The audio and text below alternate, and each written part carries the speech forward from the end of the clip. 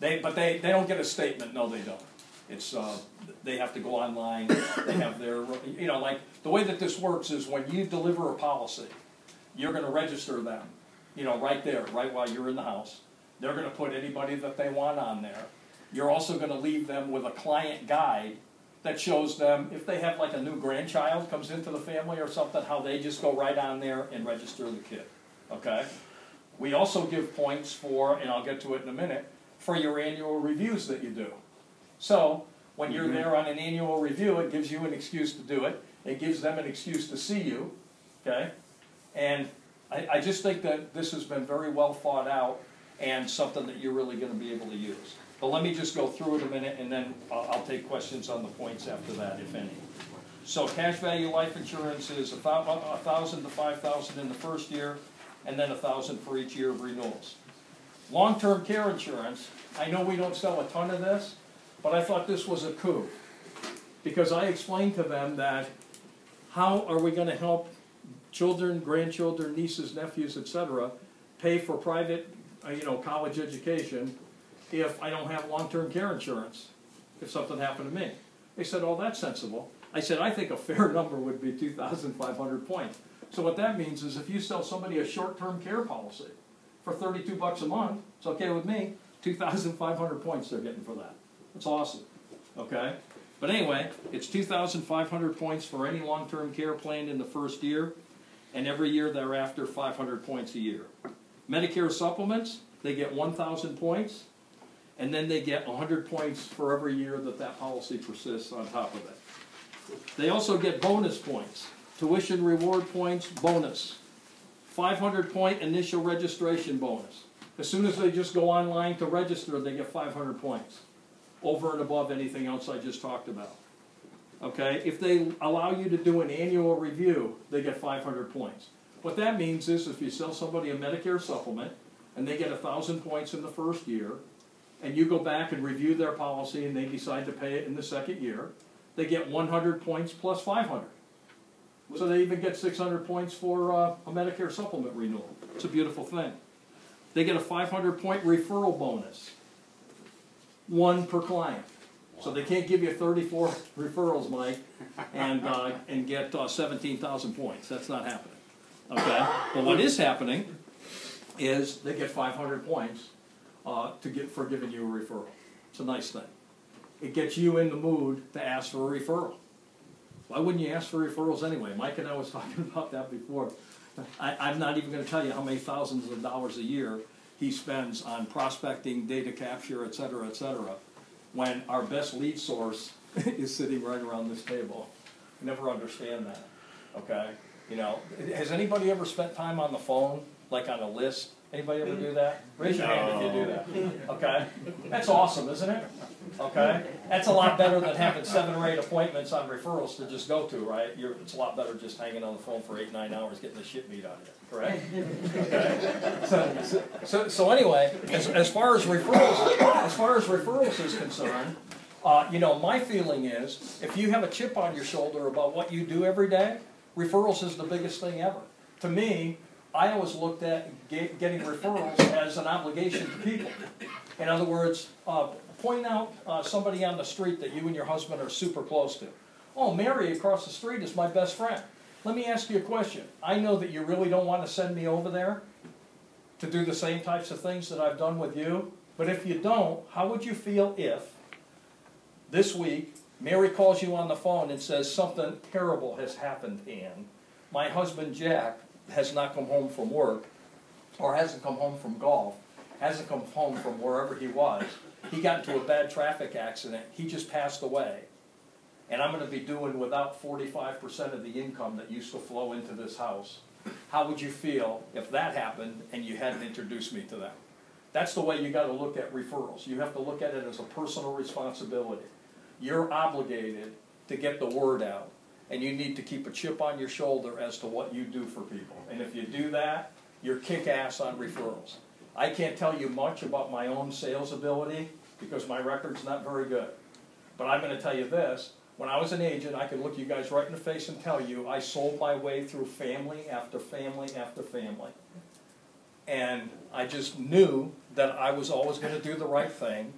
Why should I leave them exposed to other agents who are not going to do the right thing? Okay? Seriously.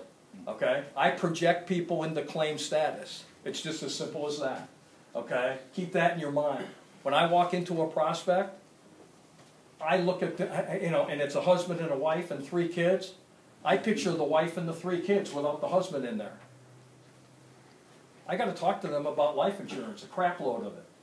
Not because I want to necessarily sell a $500,000 benefit, but because I want to make sure that that house is paid for the next 10 years. I want to make sure that there's 10 Christmases celebrated. It's bad enough that Dad doesn't come home. It's even worse when there's no Christmases either. Okay? Birthdays. That's what life insurance is. It's electric bills being paid for the next 10 years. It's all that type of thing. And you need to explain it to people just that way. Okay? And you have to feel that.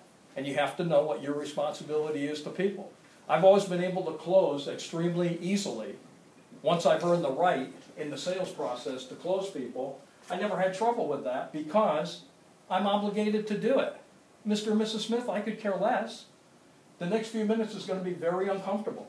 You're going to explain to me why you don't want to spend $287 a month, and I'm going to explain to you why you are.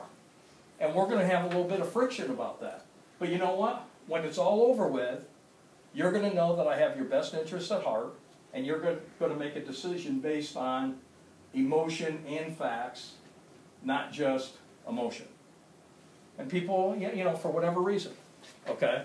And when you approach people in that way, and you feel, really good about what it is that you do, it's kind of like, not that I mean to bring up a subject that's not tasteful, but if you ever go to a wake, there's an average of 200 people that come through the line. And you know what's funny? Every single one says the same thing. Martha, if there's anything I could do, please call. Do you know that 199 of those people are just so uncomfortable that they're just telling Martha the biggest lie of all time? Because the only person in that line that can do anything for Martha is the insurance agent that's going to be delivering $80,000 next week. You know what I mean? And you just have to feel that. That's part of what we do. And if you can convey that, I can convey that to anybody, and you can convey that to anybody. And if you'll do that, your sales will go crazy. Okay? I didn't mean to get off on a tangent, but when I talk about referrals, referrals is the way to go. And then, maybe once every 2 or 3 weeks, go ahead and hit the phone for 8 hours and party your brains out. Okay? Just so that you can remember pain. Okay? I'm not picking on that. We make 80% of our sales in our company via the phone doing just that. So I'm not trying to knock it, but you don't have to do that. Okay? I'm telling you, if you put a chip on your shoulder about what you do, and you learn how to project people into claim status, let me even give you a hint on how to use those lists. Okay? You guys use galley lists probably, right? 25 people on them, right? Whatever. Okay, here's what I'm doing with that list, to be totally honest with you. I'm going to convince myself that 2 people on that list are going to pass away within the next 24 months and leave a surviving family member in real bad straits. If you knew that for sure, somehow you had divine guidance or something like that, if you knew for sure that 2 of those 25 people was going to be out of the picture, how do you think you would treat that list? By the same token, if I'm into financial advisory, okay, I'm going to convince myself that 2 people on that list are going to fall prey to somebody who could care less about anything except their own pocketbook, and they're going to get involved in fee-based products that are never going to accumulate to anything, and they're 71 years old and have absolutely no business even dabbling in any kind of a risk. If I know that there's 2 people on that list who have a worth today of $600,000 or $400,000 or $500,000 or whatever, and within 2 years it's going to go down to $100,000, how do you think I'm going to treat that list? I'm going to convince myself that there's 2 people going to end up in a nursing home or extended care facility sometime in the next 2 years. And they're going to be in there for 2.5 years at $6,700 a month times 30 months. How do you think I'm going to treat that list? I mean, I'm going to have some passion. And you know, just a food for thought type thing. Again, the fourth bonus points is 500-point bonus for an initial appointment. The reason that I negotiated that into this program was because a lot of our agents do seminar selling, and you try to secure a one-on-one appointment at somebody's home. There's nothing wrong with letting them know, hey, remember I covered that Sage Scholars deal? When I stop by your house, I'm going to register you for the program. I'm going to give you 500 initial points, and I'm going to give you 500 points just for seeing me. It's a beautiful thing, isn't it? I could care less if you buy anything. It's awesome, okay? I mean, I'm old, but I'm not that old. Okay, this is the sizzle.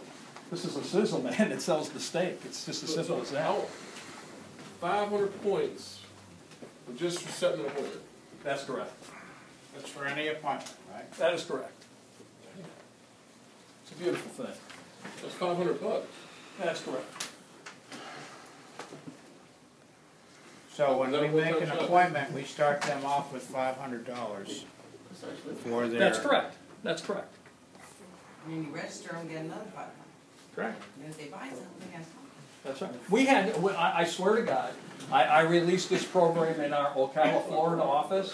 When we had a guy, an agent called me up and he said, man, Clay, that's Sage Scholarship. This is 2 months ago. He says, this Sage Scholarship is cool. I said, why? He said, well, I made about $1,900 in this house, but I have to tell you, the only thing I really remember about the appointment is the gentleman was adding up his points and he came up with $3,750, or 3,750 points, and that's all he really remembered from the whole thing. Okay? I mean, come on, that's how strong this thing is. I'm telling you. I'm going to talk about this. You guys, every time you see me, you're going to just hide. Every time you get on an agent call, you're going to just hide. Because every single time I talk to any agent, I'm talking about Sage Scholars, because I'm telling you right now, this is going to move $100,000 people to 250, 250,000 people to 500, etc. That's how unbelievable this is, okay? Now, am I a little fired up about the program? Hell yes. Why would I be? Number one, American Senior Benefits is spending an absolute ton of money to subscribe to this deal. We feel like you're probably the only financial people out there that have this. But they are out there. There's banks that give points in Sage Scholarships for CDs, et cetera, et cetera. We're not the only financial people in town. And I'm going to tell you something, you're not going to run into many people that have ever heard of Sage Scholars. And it's going to be just awesome for your clients. Okay? Redeeming rewards. We gave you just a little bit of an example. Okay? Let's assume you've accumulated 30,000 tuition reward points at the time the recipient of your reward is ready for college. The institution has a first-year tuition of $25,000. The maximum tuition rewards the institution will allow this student to use is $25,000 spread evenly over 4 years. That means your child's scholarship will amount to $6,250 a year. Now, am I saying that that's perfect? I'm not. Am I saying that if somebody could get $6,250 in additional financial aid just because grandma and grandpa had an annuity with Cornerstone, are you out of your mind? I mean, it's just freaking awesome, okay? And that's the way that it works. It's 25% is the maximum that they can get off per year. Why do the colleges do that? Why do we have Butler University, DePaul, Rochester Institute of Technology, some of the best colleges in the country? Why are they on here? Because it gets people that would normally go to the great University of Clemson. I like it. Maybe change your mind, maybe go to a private school. I like it. Okay, that was very good. Okay, if you don't watch it, I'm going to tell my Clemson story. You're not going to like it. Okay. No. Okay. Okay. Rewards maximum. You can earn up to a maximum of 1 full year of tuition spread equally over 4 years. Some exceptions may apply. Please visit www.tuitionrewards.com for more details. There's a couple of rules in here. Rewards enrollment deadline, you have to have them on the website at Sage Scholars up to August 31st of the year that the student begins the 11th grade. Okay? So if you got somebody whose grandson, they have one grandson and he's already in 12th grade, it's not gonna help that grandson, because they have to be registered by August 31st of junior year in high school. There's no Okay. retroactivity there, is there?